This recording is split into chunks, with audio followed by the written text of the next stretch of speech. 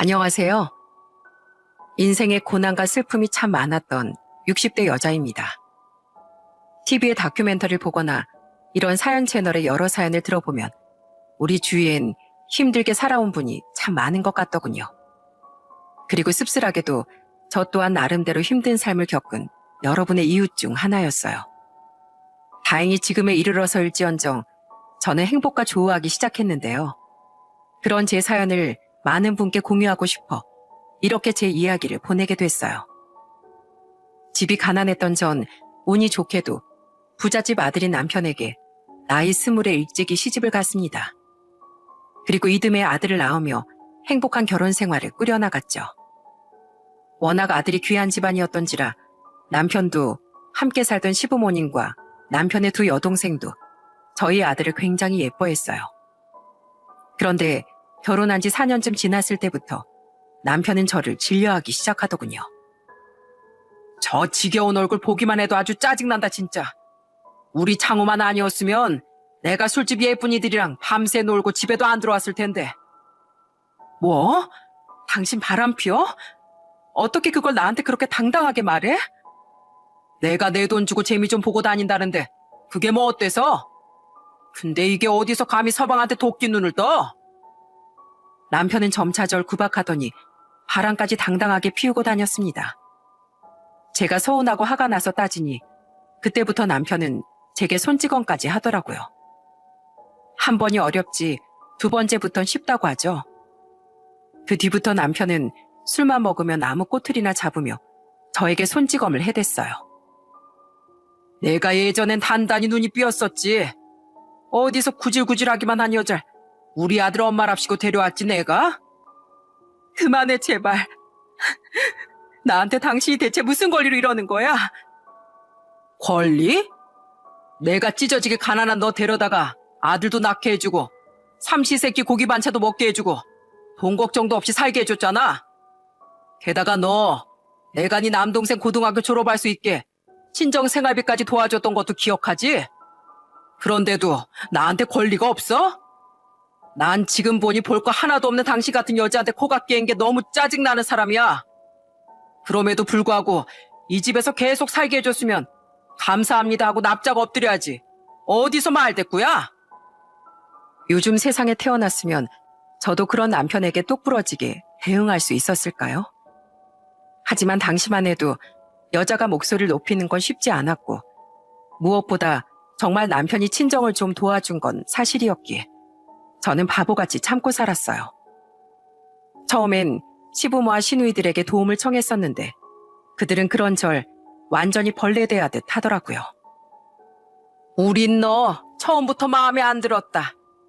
우리 집 재력 정도면 귀티 줄줄 흐르는 부잣집 딸들도 충분히 며느리로 들일 수 있었는데 네가 뭐 반가웠겠니?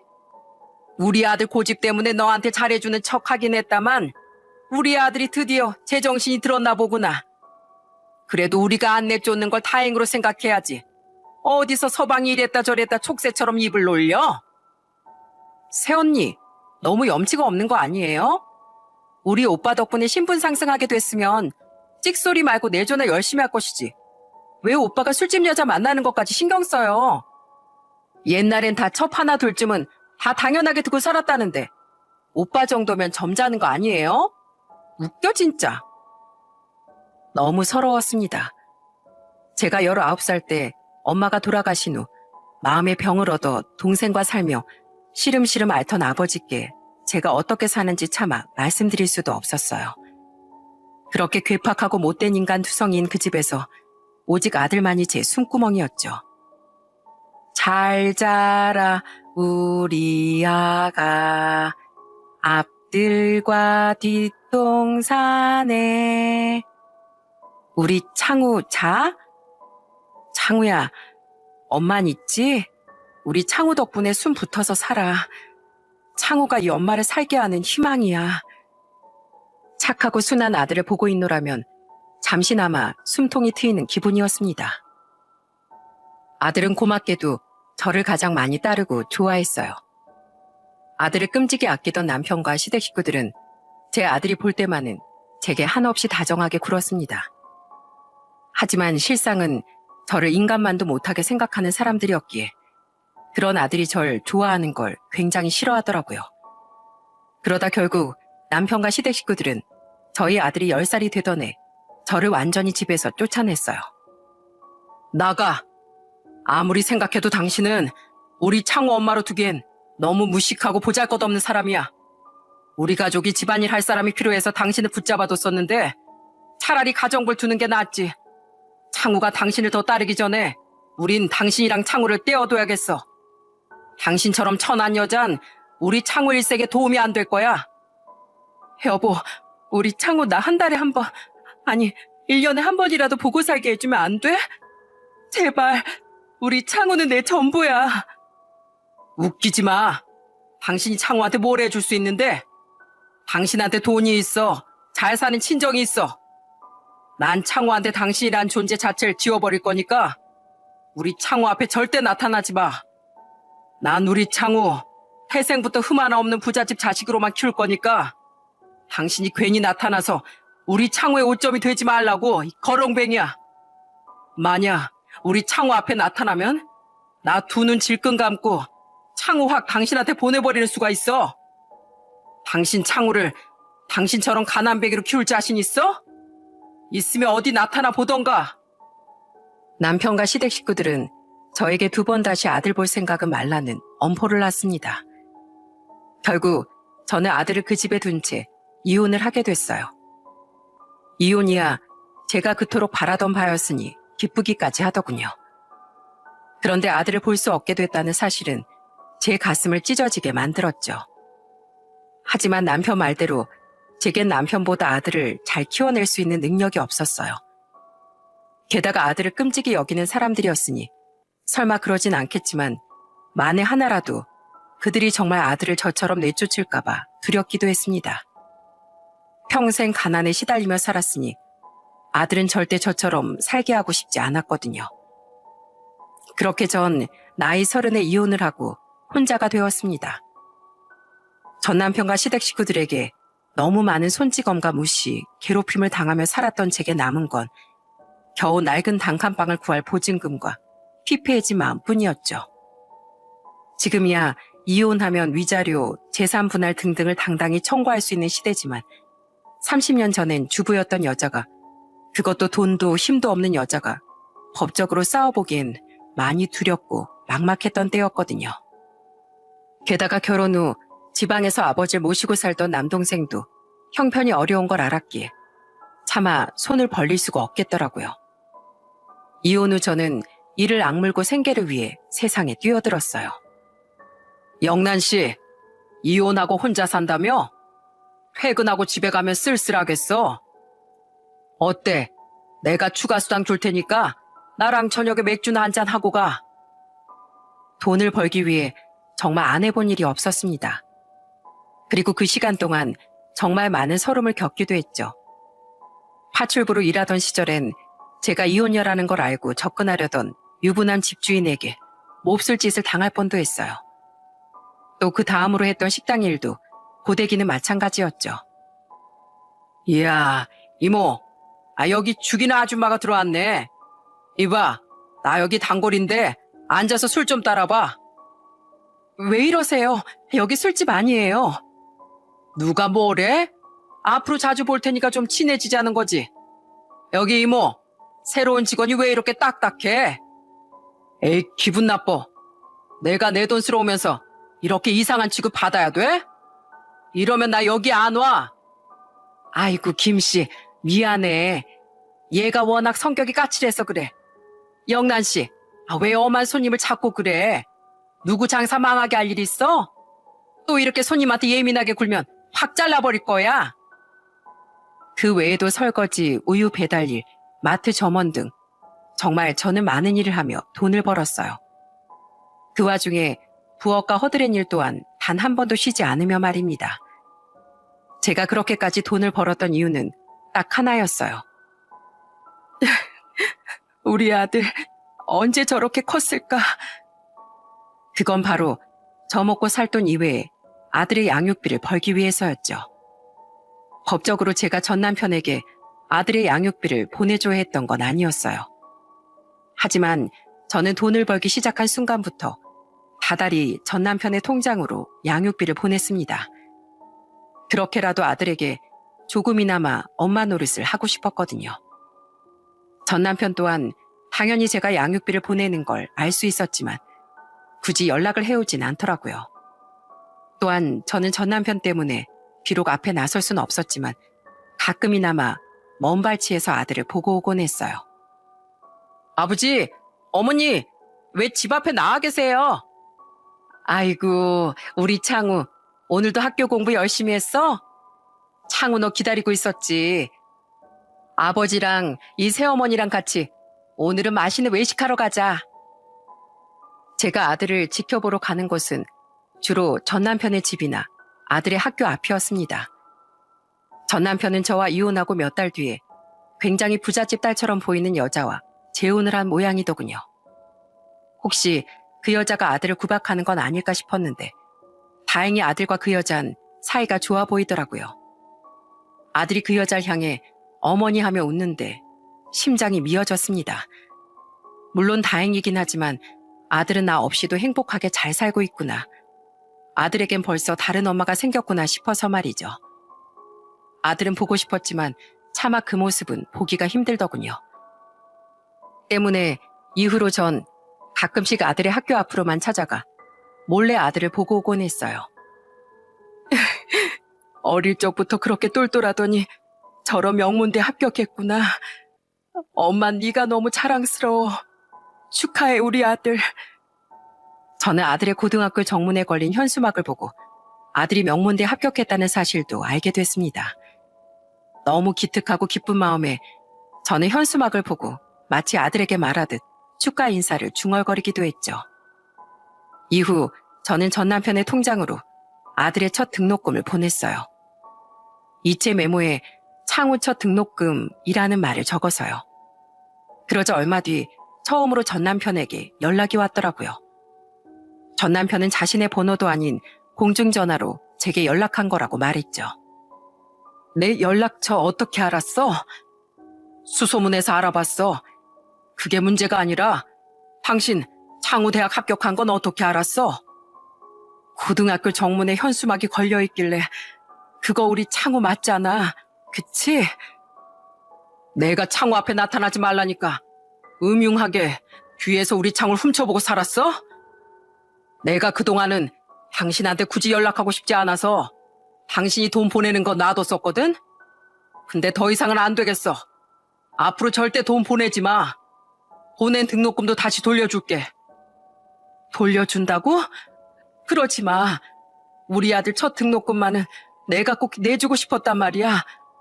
혹시 당신 재혼한 지금 처가 싫대? 그래서 그래? 저는 무슨 그 여자랑은 이미 재혼한 지 1년 만에 갈라섰어. 부잣집 딸이라 그런지 순종적이지도 않고 얼른 자기 애 만들어서 창우 견제하려는 눈치길래 쫓아내버렸지. 그 뒤로 우리 창우 위해서 나 여자들 데리고 놀지언정 재혼은 생각도 안 했어.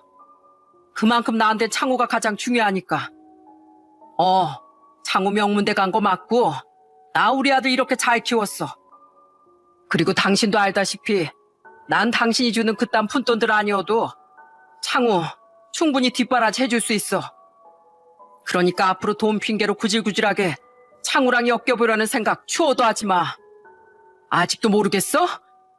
창우는 당신 없이도 아주 행복하게 자랐고 그건 당신 같은 구질구질한 여잔 창우한테 필요 없단 소리야. 당신 같은 엄만 창우 앞에 나타나봤자 창우한테 창피한 존재만 될 뿐이라고. 전 남편이 하는 말 한마디 한마디가 비수가 되어 제 가슴에 내리꽂히더군요. 저는 그런 전 남편에게 애원했어요. 우리 아들 첫 등록금만은 내가 꼭 내주고 싶으니 제발 돌려주지 말라고요.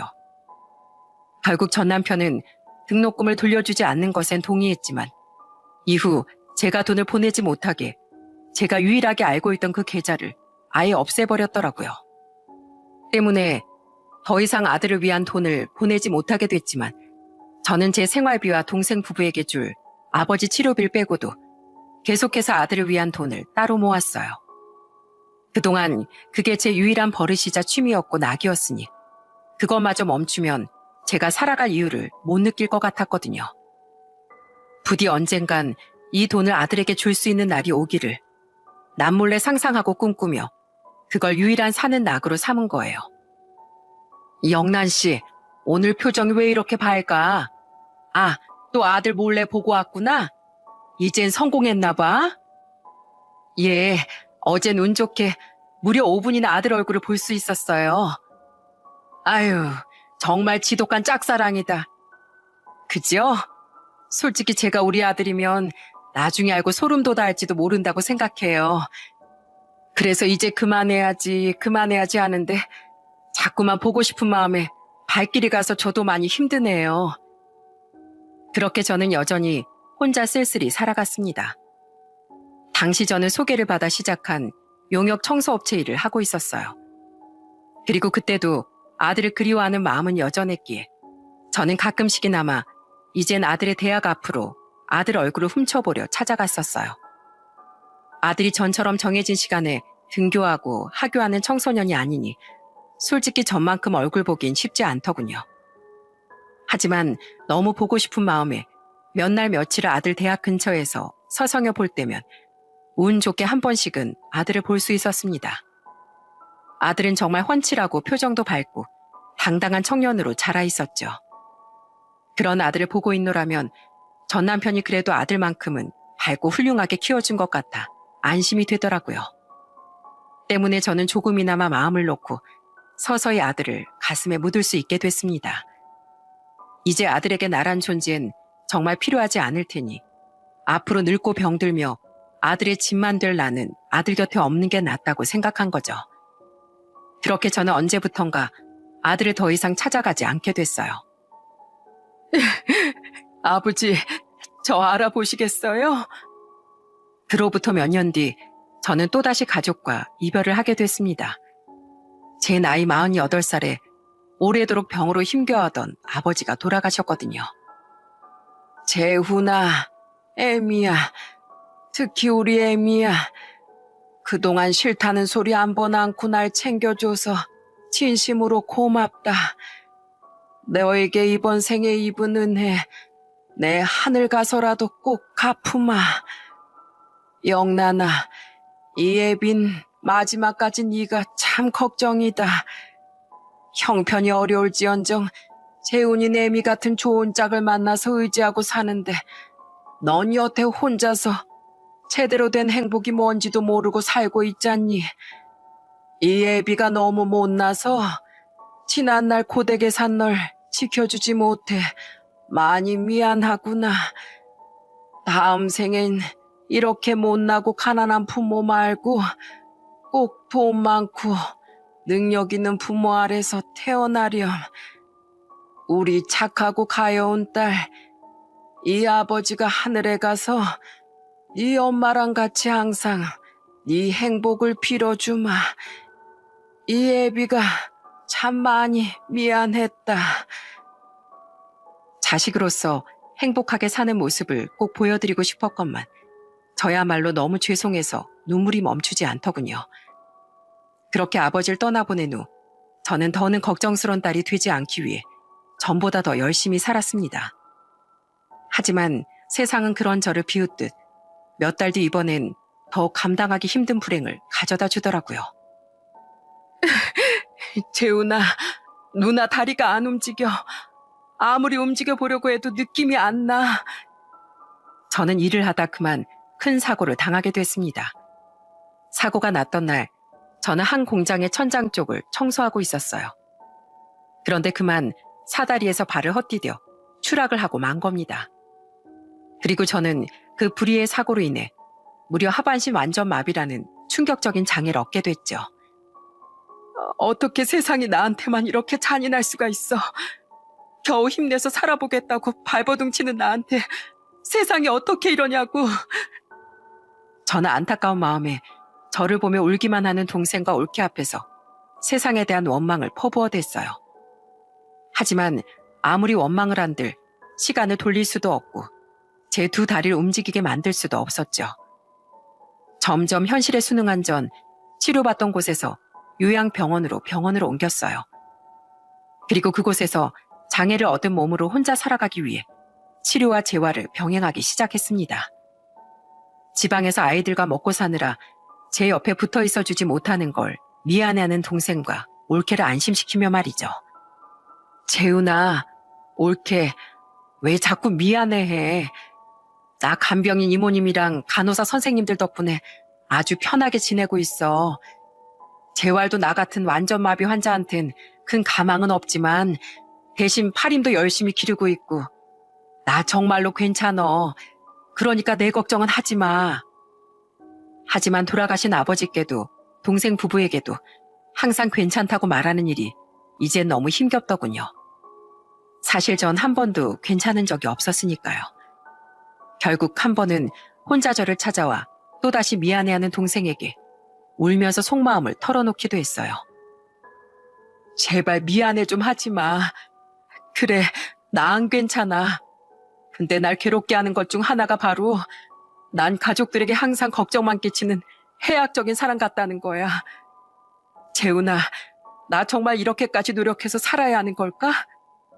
나한텐 가족도 없고 남은 건 이 저주스러운 몸뚱이뿐인데 내가 이 세상을 더 살아갈 이유가 있을까? 난 요즘 잠들 때마다 생각해. 제발 내일 아침엔 이대로 제발 눈 뜨지 못했으면 좋겠다고 말이야. 그러지 마, 누나. 누나한테 가족이 왜 없어? 나도 있고 우리 집사람도 우리 애들도 있잖아. 그리고 누나, 아무리 못 보고 산다지만 어딘가에서 분명 잘 살고 있을 창우를 생각해봐. 창우가 언젠가 자기 엄마가 스스로 극단적인 선택이라도 한 걸 알면 얼마나 상처받겠어. 또 하늘에 계신 어머니 아버진 얼마나 슬퍼하시겠어. 누나, 내가 찾아보니까 장애를 얻었어도 열심히 극복하고 행복하게 살고 있는 사람들이 많더라. 누나라고 뭐 못할 거 있어? 조금만 더 견뎌보자, 누나. 어? 다른 것보다 그때 동생의 입에서 나온 부모님, 그리고 저희 아들의 존재가 다시금 제게 살 힘을 주더군요. 또한 그때 동생의 누나라고 행복해지지 못할 게 있냐는 말이 제게 오기를 심어주었죠. 그래, 어디 세상이 이기나 내가 이기나 해보자. 난 기필코 행복해져서 꼭 부모님께도 우리 아들에게도 부끄럽지 않은 딸과 엄마가 돼 보일 테다. 하고 말이에요. 그때부터 전 전보다 이를 더 꽉 물고 사회로 돌아갈 연습을 했습니다. 덕분에 저는 요양병원에서 퇴원 후 홀로 서기에 첫 발을 내디딜 수 있었어요. 누나, 아이 그냥 우리 집으로 가자니까. 그 몸으로 어떻게 서울에서 혼자 살아가겠다고 그래? 못할 거 뭐 있어. 내가 알아보니까 이런 몸으로도 혼자 잘 살아가는 사람들 꽤 수두룩하더라. 그러니까 나도 할 수 있어. 두고 봐. 그러니까 재훈아, 올케. 제발 이제 나도 아버지도 그만 신경 쓰고 두 사람 다 애들만 보고 살아. 그동안 너무 고마웠어. 동생과 올케는 함께 살자고 했지만 저는 단호히 거절했습니다. 평생 저희 아버지를 모시느라 고생한 동생과 올케에게 더 이상 저라는 짐을 지워주고 싶지 않았으니까요. 저는 미리 알아봐뒀던 직업재활센터에서 교육을 받은 후 한 사회적 기업에 운 좋게 취업을 할 수 있었어요. 그 회사는 장애인을 많이 채용하는 곳이었는데 아마 나라에서 관련 보조금을 많이 받는 것 같더라고요.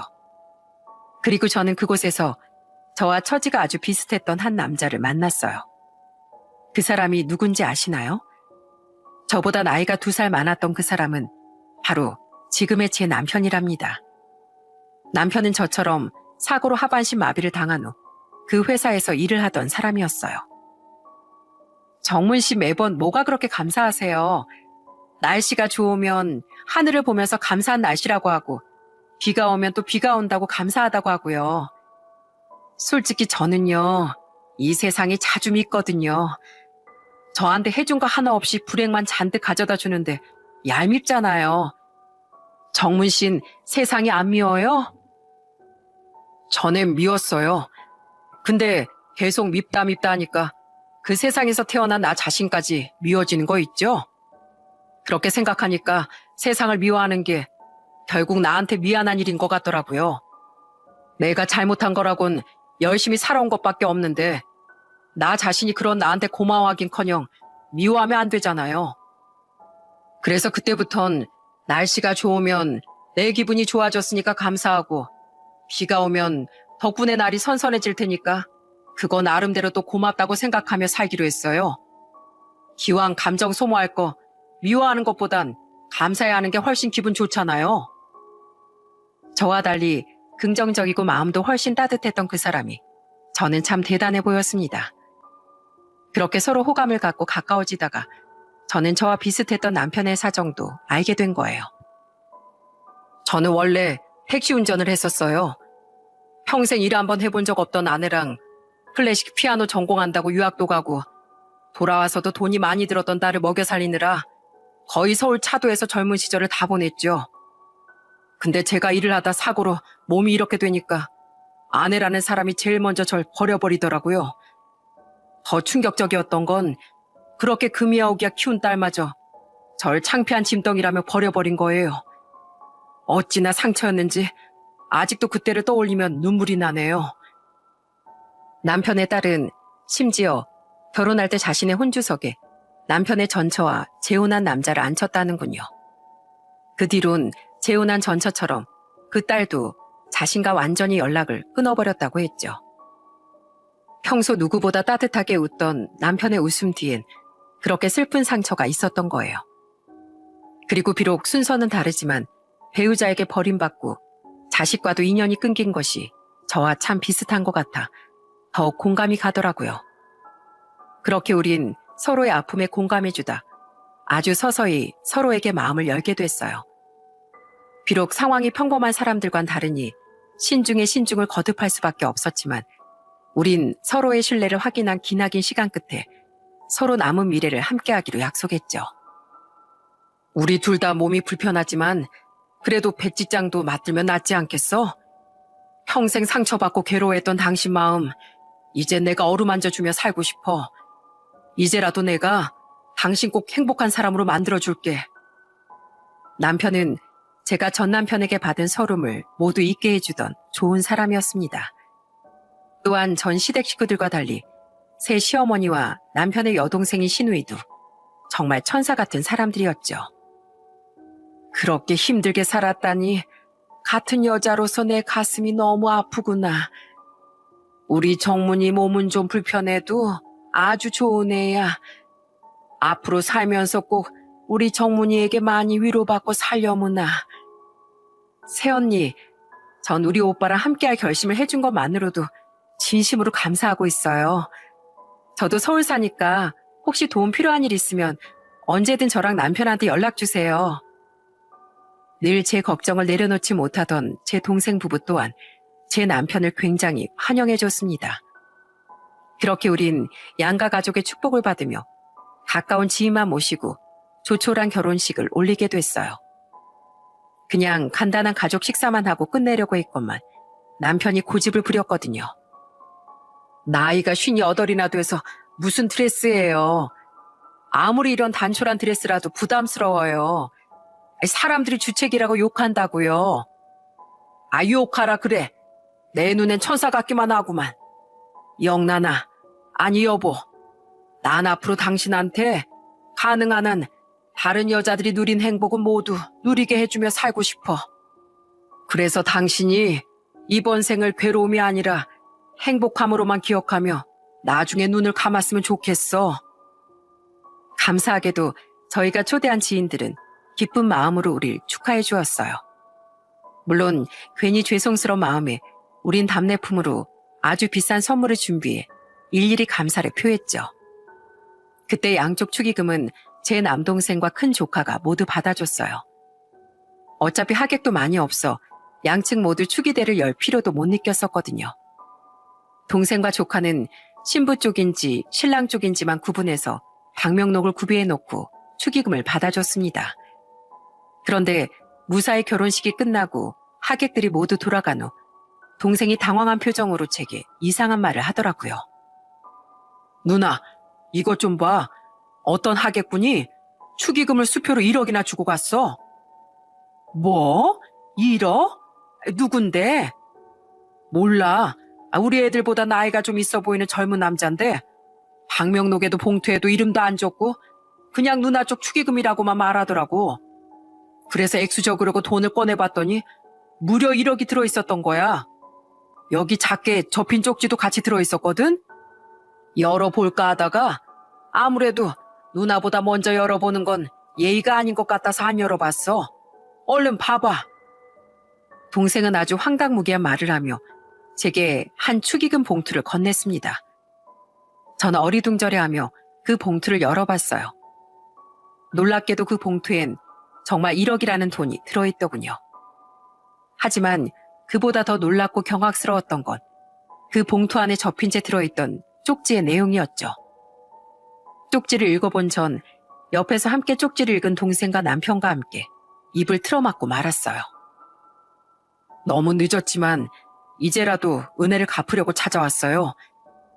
멀찍이서나마 보니 행복해 보이셔서 다행이네요. 저 없이도 다행히 잘 지내신 것 같아요. 차마 오늘같이 좋은 날 제가 나타나면 분위기를 망칠까봐 이렇게 은혜에 대한 보답을 빙자한 축의금과 쪽지만 남기고 갑니다. 만약 오늘 재혼한 분과의 미래에 제가 방해된다면 연락하지 않으셔도 괜찮아요. 하지만 저를 조금이라도 여전히 그리워하신다면 꼭 연락 주세요. 드릴 말씀이 있어요. 오래도록 정말 보고 싶었어요, 엄마. 아들 창우 드림. 그 쪽지를 몇 번이나 다시 읽어보는 동안 제 눈에선 쉴 새 없이 눈물이 흘러내렸습니다. 아무리 봐도 쪽지 마지막에 한 휴대폰 번호와 함께 적혀있던 이름은 제 아들 창우였죠. 그 축의금과 쪽지를 남기고 사라진 남자는 바로 제 아들이었던 거예요. 어차피 결혼식도 대강의 정리까지 다 끝냈겠다. 저는 정신없이 그 번호로 전화를 걸었어요. 여보세요? 창우니? 창우야, 엄마야. 너 정말 창우 맞아? 어? 너 지금 어디 있어? 당장 엄마랑 만나자. 어? 전에도 항상 멀찍이서 얼굴만 봤지 다 큰 아들의 목소리를 제대로 듣는 건 처음이었습니다. 아들은 떨리는 목소리로 제가 원하는 장소로 다시 돌아오겠다고 했어요. 그렇게 저는 시댁 식구들과 동생 부부를 돌려보내고 남편과 함께 아들과 만나기로 한 카페로 달려갔죠.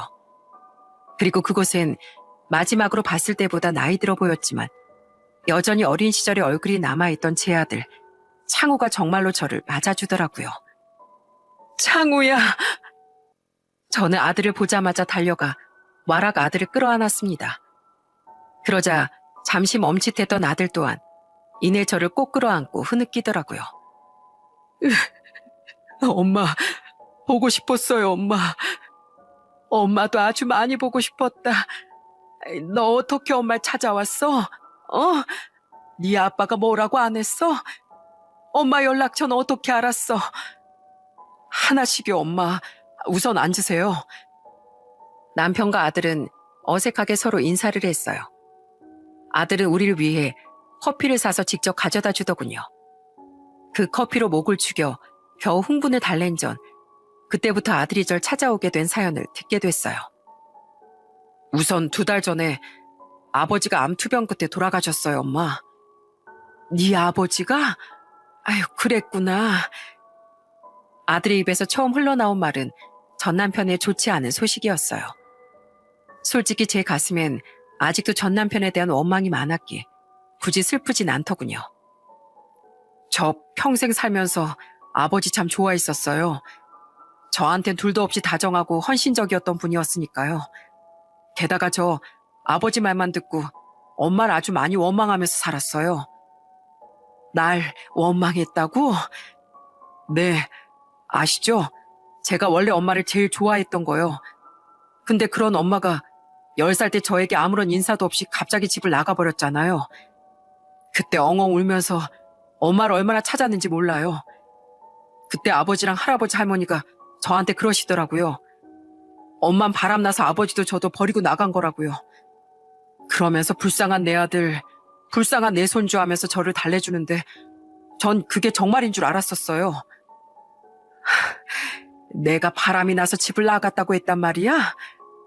네, 처음엔 너무 슬펐는데 몇 달 뒤에 제 새어머니라는 분이 와서 저한테 무척 잘해주더라고요. 솔직히 어머니 소리가 잘 안 나왔지만 어머니한테 배신당한 아버지가 불쌍했어요. 그러니까 아들인 저라도 아버지 속을 썩이면 안 되겠다 싶어서 새어머니한테 상냥하고 깍듯하게 굴었죠. 근데 언제부턴가 그 새어머니가 제게 좀 쌀쌀맞게 구는 것 같더니 어느 날 아버지가 새어머니를 그냥 쫓아내더라고요. 어차피 전 진짜 그분을 제 어머니라고 생각한 건 아니라 상관없었지만은요. 사실 전 엄마가 아무리 절 버리고 갔다고 해도 꼭 언젠간 다시 절 찾아올 거라고 굳게 믿고 있었거든요. 아버지랑 할아버지 할머니한텐 비밀이었지만요. 기가 막히게도 전 남편과 시댁 인간들은 저를 쫓아낸 건 자신들이면서 아들에게 저를 모함했었다고 합니다. 그리고 그럼에도 불구하고 아들은 저를 잊지 못하고 기다렸다고 해요. 다만 가족들이 걱정할까봐 항상 저를 다 잊은 척하며 밝은 모습을 보였다고 했죠. 하지만 끝내 제가 나타나지 않자 저에 대한 아들의 마음은 원망으로 바뀌었다더군요. 저도 사춘기가 오고 나니까 남녀 관계가 뭔지 정도는 알게 되잖아요. 그때부터 어떻게 남자한테 정신이 나가서 가족도 아들도 버릴 수 있는지 엄마가 너무 원망스럽더라고요. 맨날 너만이 내 전부다. 우리 아들 없으면 이 엄마 못 산다라고 했던 그 모든 말들이 거짓말이라고 생각하니 너무 화가 났어요. 그래서 그때부턴 꼭 엄마 보란 듯이 더 성공하고 잘 살겠다고 다짐했어요. 그래서 아버지랑 할머니, 할아버지 지원, 응원 다 받으면서 열심히 공부한 끝에 명문대도 졸업하고 지금 대기업도 다닐 수 있었던 거예요. 대기업을 다니고 있어? 창하다. 정말 창해. 그런데 아무리 성공을 하고 할아버지 할머니가 돌아가시도록 시간이 오래 흘러도 엄마를 향한 원망은 사그라들지 않더라고요. 근데 아버지가 돌아가시기 전에 저한테 사과를 하면서 충격적인 말을 하셨어요. 사실 엄마에 대한 말은 모두 거짓말이었고 엄만 저를 버린 적이 한 번도 없었다고요. 암투병을 하며 전 남편은 갑자기 교회를 나가기 시작했다더군요. 생의 끝이 보이기 시작하니 전 남편은 그제야 살면서 지은 죄를 회개하고 싶었나 보더라고요. 영문을 몰랐던 아들은 그 모습을 보며 가슴만 아파했다고 했어요. 그런데 전 남편이 세상을 떠나기 거의 바로 전 털어놓은 진실에 아들은 경악을 하고 말았던 거예요. 그때 아버지가 다 말해주셨어요. 자신과 할머니, 할아버지, 고모들이 엄마한테 어떻게 했었는지요. 그거 아세요?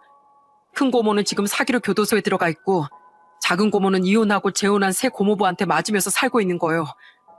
아무것도 모를 땐 어릴 적 제게 잘해줬던 고모들이 왜 이렇게 살게 됐나 안타까웠는데 알고 보니까 다 엄마에게 지은 죄를 그렇게 돌려받고 있던 거였어요. 그거 말고도 절 완전히 잊고 산다고 생각했던 엄마가 사실은 항상 멀리서 절 지켜보셨고 다달이 양육비에 제 첫 대학 등록금도 내주셨다는 것도 다 들었어요. 결국 마지막엔 아버지가 그런 엄마를 잘라버리셔서 인연이 완전히 끊겼다는 것까지 전부 다요. 그래서 저 아버지 돌아가시고 난 뒤에 수소문해서 엄마를 찾았던 거예요. 그럼 더 일찍 엄마를 찾아오지 왜 2달이나 뒤에 왔어? 무서웠어요. 제가 대학 다닐 때까진 절 그리워하셨다지만 나중에 생각하니 저희 가족 때문에 저까지 결국 미워하게 되셨을까 봐요. 그래도 엄마가 너무 보고 싶어서 이렇게 그동안 저 모르게 보내주셨던 양육비, 대학 등록금에 대한 은혜를 갚겠다는 핑계로 결혼식장에 찾아갔던 거예요. 엄마, 그동안 저 안 미우셨어요? 엄마가 그렇게 고통받을 동안 아무것도 모르고 엄마를 원망했던 제가요. 전 사실이요. 엄마를 원망했지만 그만큼 엄마를 많이 그리워했어요. 전 살면서 단 한 번도 엄마를 잊어본 적이 없어요. 그래서 엄마가 저 버린 게 아니라는 걸 알았을 때 너무 슬프면서도 한편으론 다행이라고 생각했어요. 전 남편은 진심인지 모르겠지만 하늘로 갈 때가 되니 저에 대한 미안함이 몰려와 너무 괴로웠다는 말을 남겼다더군요. 덤덤히 말하려 한 것 같지만 아들은 결국 눈물을 터뜨렸습니다. 부모를 미워하는 자식의 삶이 얼마나 고통스러웠겠어요. 저는 그것도 모르고 아들의 겉모습만 보고 아들이 마냥 행복하게 살았다고 착각한 겁니다. 아들의 힘들었던 시간에 옆에 있어주지 못한 것이 미안해 저는 그런 아들의 손을 잡고 펑펑 울었습니다. 네가 왜 미워? 창우야, 이 엄마도 살면서 단 한 번도 널 잊어본 적이 없다. 몸이 이렇게 됐을 때도 난 널 생각하면서 끊고 싶은 목숨을 부지했어. 다만 몰래나마 더 이상 널 보러 가지 않은 건 이젠 네가 정말 잘 컸으니 만나도 너에게 집 만들 난 네 눈에 띄지 않는 게 낫겠다고 생각해서 그랬던 거다. 그런데 내 생각이 틀렸었구나. 너에게 정말 필요했던 건 엄마라는 존재 그 자체였는데 엄마가 그걸 몰랐어. 엄마가 정말 미안하다. 아니에요, 엄마. 근데 다리는 왜 이렇게 되신 거예요? 제가 곁에 없던 사이에 대체 얼마나 힘든 시간을 겪고 오신 거예요? 사실 아까 결혼식장에서 휠체어를 타고 있던 엄마를 봤을 때부터 가슴이 찢어질 듯이 아팠어요. 저와 아들은 서로의 손을 잡고 흐느끼며 그동안 살아온 이야기를 나누었습니다. 아들은 힘들게 살았던 제 이야기를 대강이나마 듣고 괴로운 표정을 감추지 못했죠. 그런 표정 지을 거 없어. 아까 봤다고 했지? 엄마 행복한 표정. 엄만 지금 이 사람을 만나고 나서 비로소 행복을 다시 되찾게 됐어. 우리 둘 다 비록 휠체어 없인 살 수 없는 몸이지만 그래도 우린 누구보다 서로에게 든든한 존재란다. 그랬구나. 저 아저씨, 아들인 저 대신 저희 엄마 위로해주고 옆에 계셔주셔서 진심으로 감사드려요. 사실 아까부터 제대로 인사드리고 싶었는데 늦었지만 이렇게라도 감사 인사 드릴게요. 저희 엄마 앞으로도 잘 부탁드려요. 그리고 혹시 아저씨가 불편하시지 않다면 저 앞으로 엄마 찾아뵈면서 살아도 될까요? 전 이제 정말 엄마랑 생이별한 채 살고 싶지 않아요. 당연하지. 나보다 네 엄마한텐 항상 네가 우선일 게다. 난 실패한 부모가 됐는데 너랑 네 엄마의 모습을 보니 내일처럼 감격스럽고 눈물이 나는구나. 아들은 고개 숙여 남편에게 고맙다는 말과 함께 부탁을 하더군요. 남편은 그런 아들의 등을 두드리며 옷소매로 눈가의 눈물을 훔쳤죠. 그리고 그날 전 더욱 놀라운 이야기를 하나 더 들었어요. 엄마, 저 사실 결혼을 약속한 여자친구가 있어요. 그리고 사실 엄마 만나면 부탁드리고 싶은 것도 하나 있었고요. 그게 뭔데? 엄마, 제 결혼식 날 제 혼주석에 앉아주세요. 부탁드려요. 이 말 하고 싶어서 집에서부터 정말 수십 번도 넘게 연습했었어요. 곧 결혼을 앞뒀다던 아들은 제게 결혼식장 혼주석에 앉아달라고 부탁하더라고요. 평생 상상만 해봤던 그 일을 아들이 부탁하자 저는 결국 멈췄던 눈물을 다시 쏟아낼 수밖에 없었죠. 내가 그래도 되겠니? 평생 네 옆을 지켜주지도 못한 내가 그럴 자격이 있겠어? 게다가 난 다리도 이래서 네가 창피할 게다. 엄만 제 엄마인데 당연히 자격이 있으시죠. 비록 몸은 제 옆에 없었지만 마음은 항상 저랑 함께 해주셨잖아요. 그리고 엄마 다리가 왜요? 전 엄마가 다리가 불편하셔도 그 어디가 불편하셔도 상관없어요. 누가 뭐래도 엄만 제가 평생 그리워하고 사랑해온 제 엄마니까요. 그리고 엄마, 그동안 엄마 곁을 못 지켜드린 시간만큼 이젠 제가 엄마를 지켜드릴게요. 그렇게 말하며 제 다리를 쓰다듬어주는 아들을 보니 마음이 뭉클했습니다. 그 어렸던 애가 언제 이렇게 듬직한 남자가 됐나 싶어서 말이죠. 그로부터 며칠 뒤 아들은 동생 부부도 직접 찾아가 그동안 제 옆을 지켜줘서 감사하다는 인사를 했어요. 누나 인생의 봄날이 이제야 찾아오려나 봐. 정말 잘 됐어.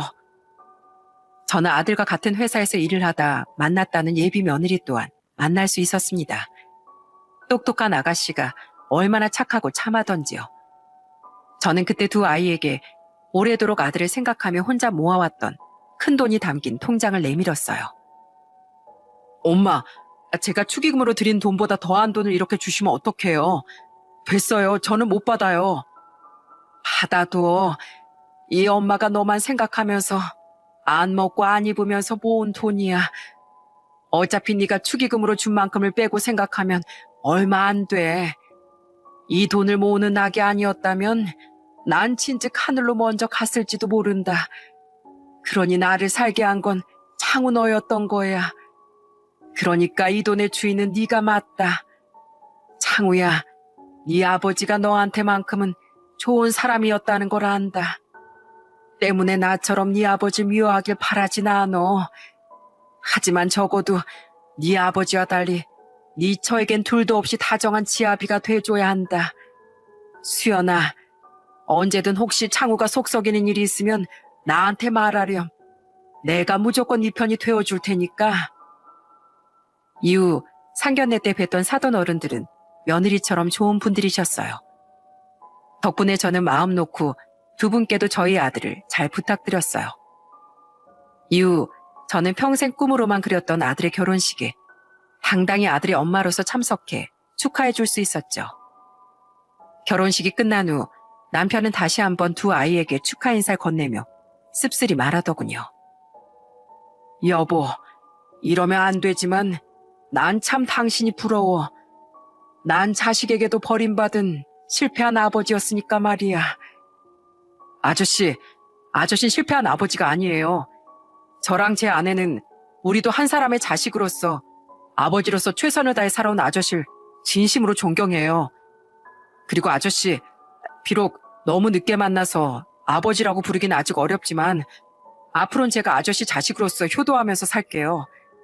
저희 엄마 남편이시면 저한테도 아버지나 다름없으시니까요. 평생 힘들게 사신 저희 엄마 이렇게 늘 행복한 여자로 만들어주셔서 진심으로 감사드려요.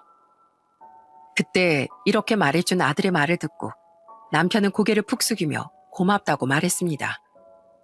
그런 남편이 흐느끼고 있는 걸 알았기에 저는 남편을 꼭 안아주었어요. 나도 당신에게 늘 고마워하고 있다고 말하면서 말이죠. 그렇게 아들과 다시 재회한 지 2년이 지난 지금까지 우린 아들과 며느리와 종종 만나며 아주 행복하게 살고 있답니다. 가끔은 꿈만 같아요. 평생 힘들었던 제 삶에 이렇게 넘치는 행복이 찾아와 준 것이 믿기지 않아서 말이죠. 하지만 아무리 볼을 꼬집어봐도 이 감사한 지금이 현실이 맞더라고요. 때문에 지금 전 매 순간 지금 이 순간에 감사하면서 하루하루를 살고 있습니다. 저는 평생 전 남편을 원망하며 살았지만 그래도 딱 하나 아들이 이렇게 잘 키워준 것만은 고맙게 생각하고 있어요. 그러니 더 이상 제 인생을 망친 인간이라는 원망을 전 남편에게 품고 살진 않으려고 해요.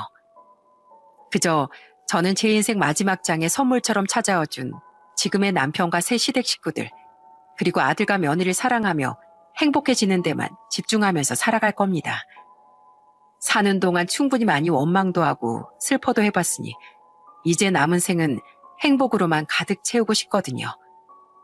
지금 혹시 과거의 저처럼 켜켜이 쌓여가는 인생의 괴로움에 짓눌리고 있는 분이 계신가요? 그런 분들께 이제야 비로소 웃으며 살고 있는 제 사연이 한 줄기 희망이 되었으면 좋겠습니다.